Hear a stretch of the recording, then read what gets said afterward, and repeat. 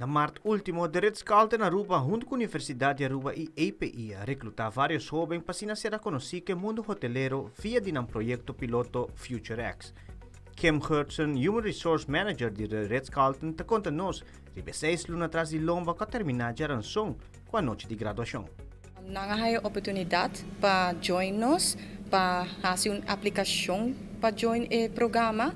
Depois da aplicação, nós invitamos para uma entrevista. Nós há 2 rounds de entrevista para nós por selectar estudiante que tem motivação e dedicação para lograr a meta e para graduar à noite. Sim, eigenlijk estudante passa toda a área do hotel e casino. Dus nós começamos primeiro com Human Resource Department de Aruba Marriott Resort e de Ritz Carlton Aruba para explicar kiko ta hospitality, kiko é caminho para Aruba como um país e também kiko ta o impacto de hotel e casino na Aruba.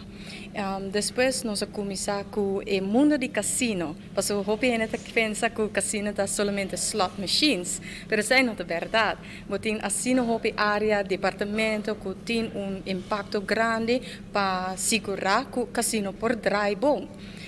Depois do casino, nós seguimos na luna número 3, com a informação de front office, dus guest relations, guest service area, bellmans, front desk, kiko anang tahasi como ambassadors de hotel. Depois de front office, nós seguimos com housekeeping area, dus nang passador de housekeeping, kamer nang laundry, e kiko anang tahasi sin nang tra na housekeeping, cria wow moments for nos guests nang, cria memorable momento nang pa turista na Aruba.